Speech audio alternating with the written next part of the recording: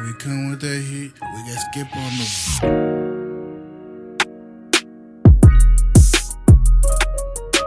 I don't want to say it, but I like Cam Ward to win this week. I like Cam Ward and the Titans to beat Shedeur Sanders and the Cleveland Browns. We're going to go Titans plus 4.5 at Cleveland on Sunday at 1 o'clock.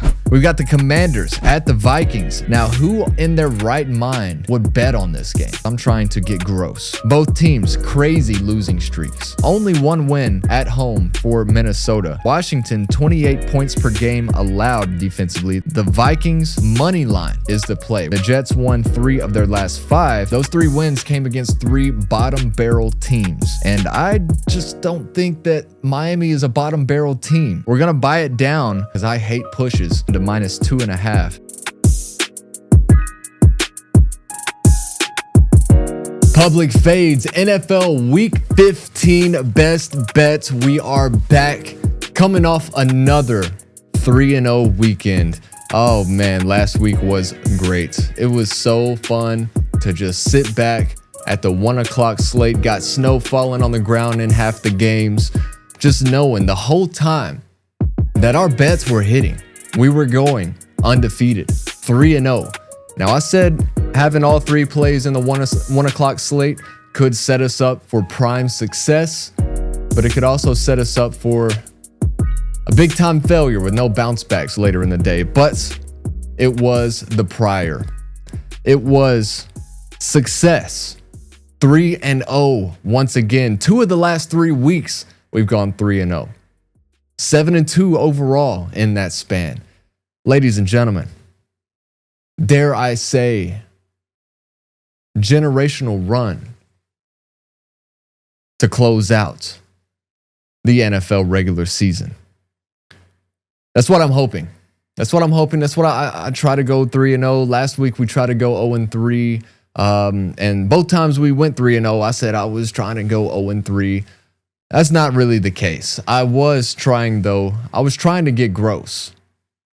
And I did that, and it panned out. It panned out for us. So these games this week, not necessarily, I mean, they're pretty dirty. They're pretty dirty, okay? I don't know if they're just gross, but there are some games that are very, very gross this weekend, and honestly, a little too gross for me. So they're going to be in the honorable mentions today. But as far as the 3 that I've got going, we're sticking with the 1 o'clock slate again. Just letting you know, because I found a lot of success in the 1 o'clock slate this season. That later afternoon, the 4 o'clock, 4:30 slate, it's a public time of the day, and it has been pretty much all season. You go back and look at all these episodes, a lot of the losses are coming in that window, and I don't want to. I'm getting kind of scared to bet that window after going 3-0 2 of the last 3 weeks, and both of those weeks they were all 1 o'clock games, if I do believe. Definitely last week. But before we get into what we got going on this week, we'll recap. I really like doing a recap when we have a good weekend. When we have a bad weekend, 1-2, 1-3. I don't know if I've gone 1-3. Maybe I have. I'm not sure. But anytime that we have a bad weekend, this recap segment is not my favorite. But overall, 34-18 now on the year. And I said last week we're trying to hit 35 wins before we get to 20 losses. That is still a goal. And hey, a 1-2 weekend, that's still I guess we hit our goal. So we're ahead of the count as we head into week 15. But last week, like I said, 3-0, 2-2 in the honorable mentions. The 3 wins, Miami minus 2.5. The line was -3. I don't like pushes, so we bought it down to -2.5. But you could have bought it up 1 point, 2 points, 3 points. You could have bought it up 23.5 points, and you would have still hit. Miami won 34-10, 21-7 after the first. Miami was leading. Vol for life, Jalen Wright, 24 carries, 107 yards, and a touchdown. Miami just they've absolutely turned their season around as of late. They've won now 5 of their last 6 games. Their last loss was that Thursday night football game against Baltimore, where they ended up firing their general manager, and haven't lost since. So Miami, New York's had these wins here as of late, but they're all bottom barrel teams, as I said last week. Miami is just not down there. They are on the come up, still lurking in the playoff race, still lurking. So shout out to the Dolphins for helping us to a 3-0 weekend last week. Also had Minnesota money line. Now there was a stipulation in this one. When I filmed the video, the line was -1.5 for Washington on the road, -1.5 for Minnesota at home against Washington was the line.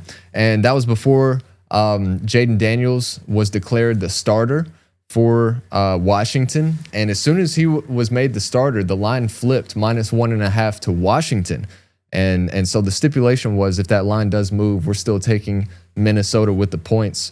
And it would have been +1.5. But for the episode, I took a money line. And didn't matter what the line was. Another game, another blowout. I'm telling you, this whole 1 o'clock slate, my feet were kicked up in the air on this desk right here, like this. I was just sitting here, 3 monitors right here, 3 monitors, just watching winners. And it was fantastic. Fantastic. JJ McCarthy came out, didn't throw for a whole lot. Completion percentage was all right. Touchdown, I think he had 3 touchdowns, actually. So JJ McCarthy did his thing, and 31-0 win, Minnesota over Washington. And the third play of the day last week, we took the Titans +4.5, and I did have a disclaimer with that one. I thought Cam Ward was going to beat Shedeur Sanders. I said the Titans were probably going to win outright. I really liked them to win last week. And the line was 3.5. It was plus money at 3.5. So it kind of scared me away a little bit. We bought it down +4.5, but didn't matter. Titans won 31-29 in Cleveland in the snow. Tony Pollard with a huge day on the ground for Tennessee. But yeah, 3-0 last week. 3-0. I'm going to say it 3 more times. We went 3-0 last week. Undefeated last week. We went 3-0. And last week I think we went 3-0. So, feels good. Feels good to say that. Also, just a slight reminder, we've had a couple losers, a couple losing weekends where we went 1-2. I think it was 3 out of 4 weeks as we broke into the second half of the NFL season. But that was paired with a 3-0 a couple weeks ago. And then that was paired with another 3-0 this week. So we were 6-6 going into last week. Now 9-6 here in the last little bit, but 7-2 if you count just the last 3 weeks. So I think we're on an upward trend, and still haven't had a completely defeated weekend. Really hope I'm not jinxing myself. I'm knocking on wood right now. This desk is made out of wood. I got a wood desk back here. I'm knocking on that one too. So I'm not jinxing myself, right? Honorable mentions last week, 2-2, Atlanta +7.5 at home against Seattle. Tied 6-6 at half. Other than that, second half demolished by the Seahawks. I'm glad I stayed away from that one. New Orleans +8.5 at Tampa Bay. It just felt like that was too many points for a Buccaneers team that we've seen struggling as of late. Even last night, Thursday Night Football, they fell to the Falcons. They fell to the Falcons at home. But last week, 24-20 win. Tyler Shuck. That is how you pronounce his name, I'm finding out. Shuck. With a K. CK maybe. But it's not how it's spelled at all. And again, I could be wrong on that, but I'm pretty sure that's what I'm hearing everybody say. So Tyler Shuck with a 8.5 point cover, outright win, 24-20 at Tampa Bay. Las Vegas +7.5, another honorable mention versus Denver. Now, this one, a lot of eyebrows were raised. Pete Carroll down 10 points, 5 seconds left. decide to kick a field goal. And honestly, when you listen to him explain the thought process behind it, I get it, because then, maybe there's some time left on the clock remaining where you can get an onside kick and a Hail Mary to tie it up. But kicking a field goal down 10 with 5 seconds to go to cover 24-17. The line was 7.5. They kicked a field goal in the last seconds to cover. Not a game-winning field goal. It was a game-covering field goal as time expired. So a lot of people that haven't played football a day in their life were like, oh man, Pete Carroll, they need to investigate Pete Carroll. They need to investigate the referees for throwing a flag on the last play that stopped the clock for them to kick this field goal, just so Vegas wins. Again, probably haven't played a down of football a day in their life. So Arizona plus 8.5 at home against the Rams.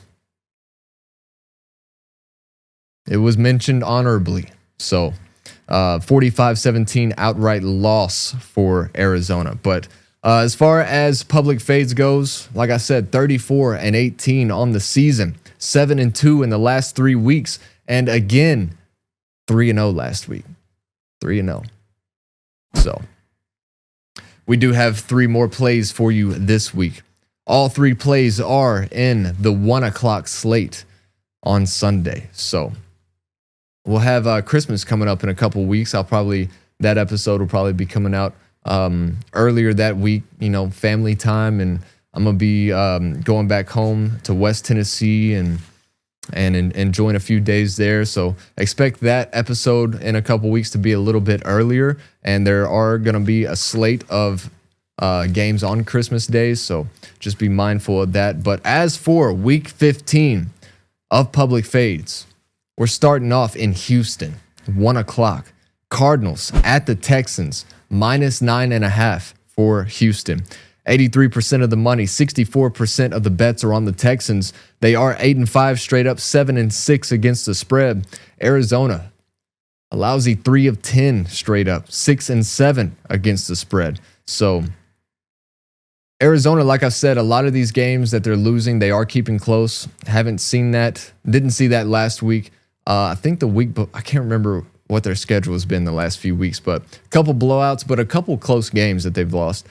Houston been absolutely dominant defensively. Best defense in the NFL, especially as of late. They've only allowed 19 or less points the last 4 games, and a 5-game winning streak where they beat Jacksonville 36-29. So they let up 29 to Jacksonville 5 weeks ago, but since then, 19 or less, including that win against the Bills on Thursday Night Football a couple weeks ago. But Arizona, like I said, 3-10, but they are kind of streaky. They're kind of streaky, okay? This game comes down, in my mind, to the matchup of the Texans offense versus the kind of underrated Arizona defense. Now, for the last 4 games, Houston averaging just under 20 points a game. Arizona's defense, they allowed over 500 yards in the game and 45 points last week against the Rams. But like I said, streaky. They look good, or they look okay. They look like a decent team that's going to stay in these games. And then they look like a team we saw last week. So I'm thinking they're going to be looking a lot better than they did last week. Pride's on the line for Arizona. They're out of the playoff race, but just playing for pride at this point. And I kind of like them in this spot because this Houston offense isn't that great. They're not that great. I know I said they've let up 19 points or less defensively. They've only scored 20 points or so the last 4 weeks in this winning streak. They're not really scoring a whole lot of points. I think there's too many points on the board right now. And it is in Houston. It is in that dome that gets real loud. The Stroud House, if you will. But like I said, 9.5, I feel like is too many points. I don't think Houston should be favored that many points over basically anybody. So I'm taking Arizona plus 9.5. That one's pretty gross. Not going to lie. That one's pretty gross. Okay. But like I said, too many points on the board right there. Game number 2 on Sunday, we've got the Ravens at the Bengals. Baltimore minus 2.5 point favorites, also 1 o'clock on Sunday. 70% of the money, 69% of the bets are on Cincinnati. Baltimore 6-7 straight up. A lot of those losses were without Lamar. 5-8 against the spread for the Ravens. Cincinnati 4-9 straight up. A lot of those games without Joe Burrow. 6-7 against the spread. Now, the Bengals coming off an absolute meltdown in the snow last week at Buffalo. Okay, they just fell apart there at the end. Joe Burrow, 2 interceptions, 1 return for a touchdown. Baltimore, they're coming off a game that they probably should have won against Pittsburgh, although I think that Mike Tomlin has Lamar Jackson's number. He's got John Harbaugh's number. A lot of those games are really, really close. I still thought 5.5 points for Baltimore last week was too many in that rivalry game. Did not take that as a play, but another one that Pittsburgh won outright. So they deserved the win, but Baltimore probably should have won that game. Cincinnati, 2 weeks ago, we saw this game, actually. 2 weeks ago, Thanksgiving night. Let's go back. It was on Peacock, if you remember. Cincinnati defeated the Ravens in Baltimore. Joe Burrow returned in his return game, 32-14 win for Cincinnati. So now you're telling me, Cincinnati with Joe Burrow, they're at home. They're just going to do the same thing, right? If not worse. So tell me why Baltimore is favored in this game. Why are they the 2.5 point favorites if that's the case? Why are you giving Cincinnati 2.5 points? That's why all the public is on Cincinnati right now. Not all, but 70% of the public is on Cincinnati because they're thinking the same way I just said. If you look at this rivalry, Lamar Jackson, he averages over 200 passing yards, 60 rushing yards, and at least 2 total touchdowns each time that he plays Cincinnati. Sometimes, a lot of times, 3 or 4. Okay, bad game a couple weeks ago. Joe Burrow had the vibes. He had the momentum coming in. You know, he's back. The Ravens need to win this game to stay alive.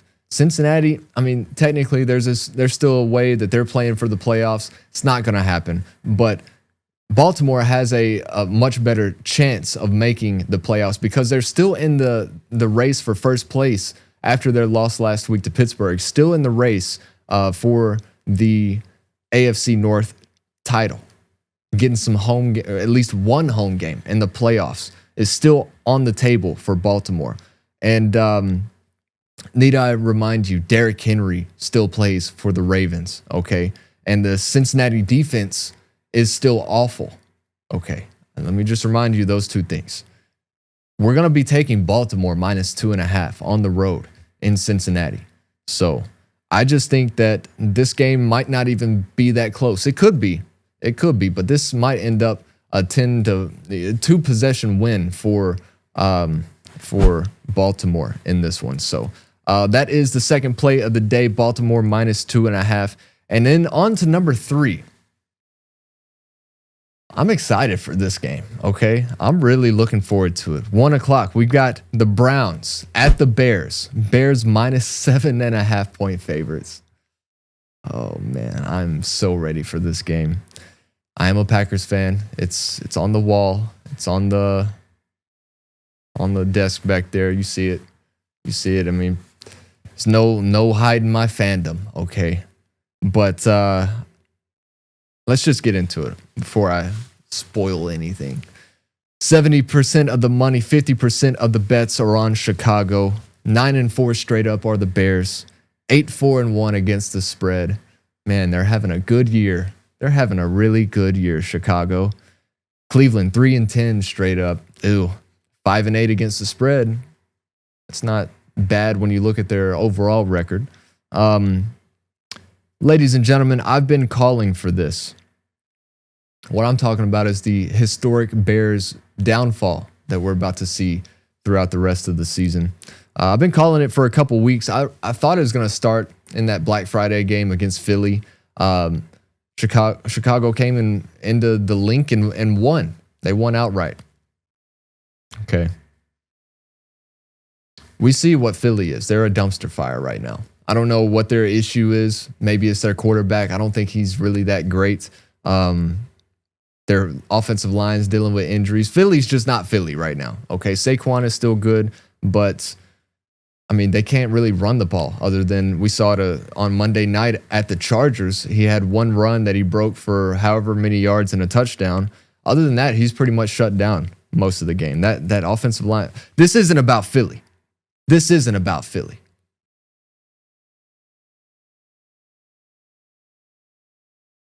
Chicago's got one thing on their mind right now, and it's cheese. The Chicago Bears will not be able to get Green Bay off their mind in this game.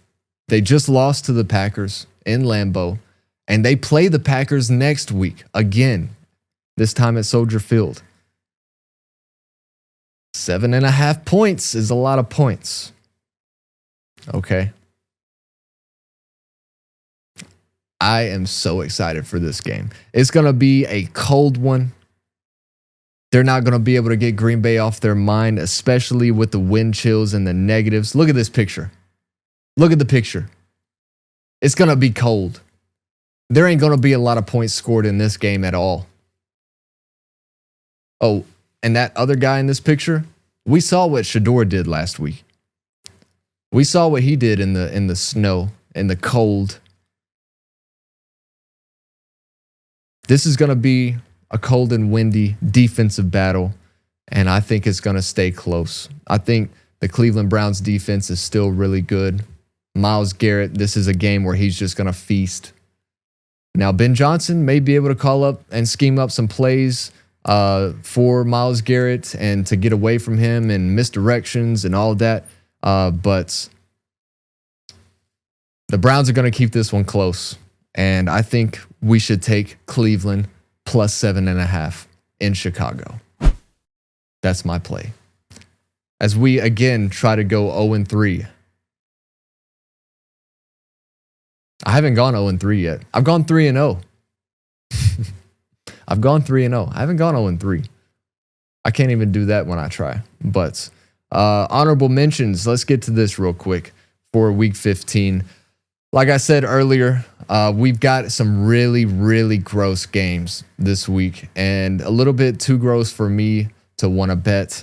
So these are the honorable mentions for those that always ask. So now let's get to the honorable mentions for week 15. Like I said, a lot of these games, so gross, I didn't even want to put them in the plays. And I like to get gross. I do. I like to get down and dirty, especially when it comes to the NFL.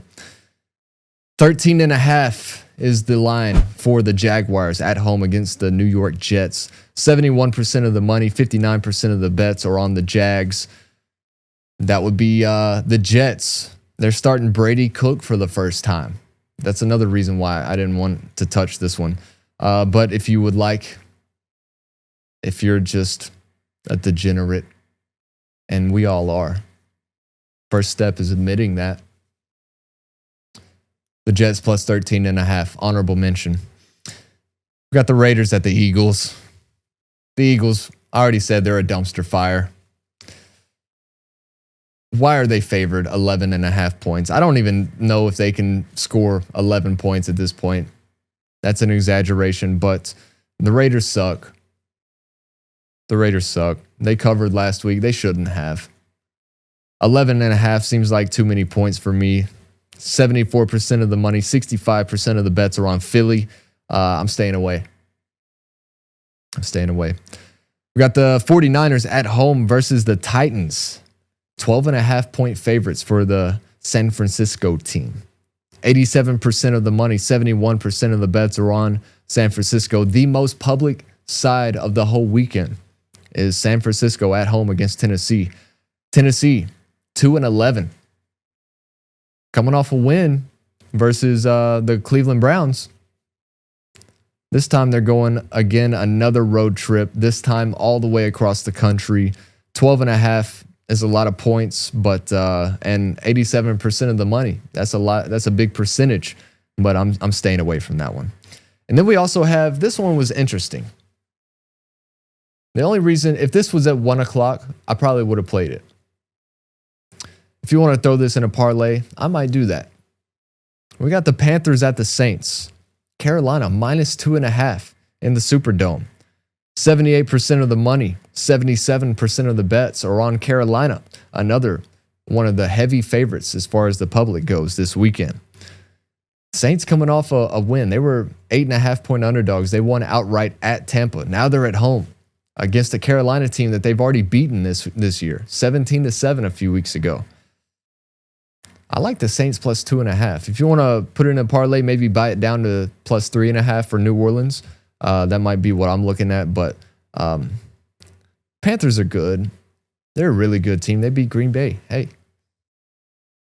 I'm just not all the way sold, not all the way there just yet. Maybe next year.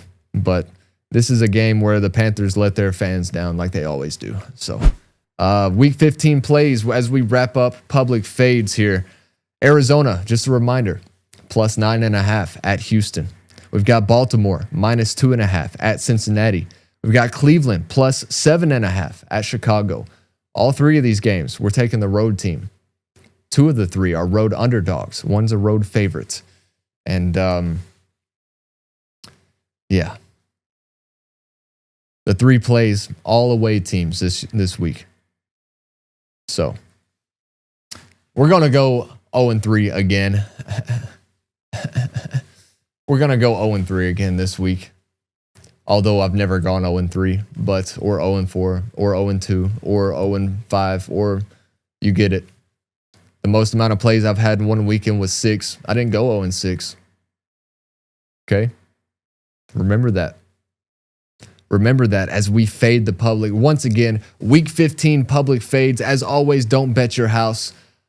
And for those on TikTok that are like, hey, this guy doesn't post plays before, he just posts the winners afterwards. After he's won, he clips up all the winners and says he went undefeated. Go check out our YouTube at MD Minds. The link is in my bio. Go do all that. Don't worry about it. These plays get posted well before the games start each and every time. So that'll do it for me. Public fades week 15. Let's have fun. After this week, we've got 3 more weeks of the NFL season, and it's coming to a close very fast. And after, the first round or 2 in the playoffs, we're not going to be looking at a big slate at all. So enjoy it while it's here. Nobody's on a bye week. We're all in action, and we're going to try to go 3-0 again this week. So stay tuned for next week, and that'll do it. I'm done yapping. Y'all have a good one. Bet responsibly. Don't bet your house. And as always, we'll see you next time.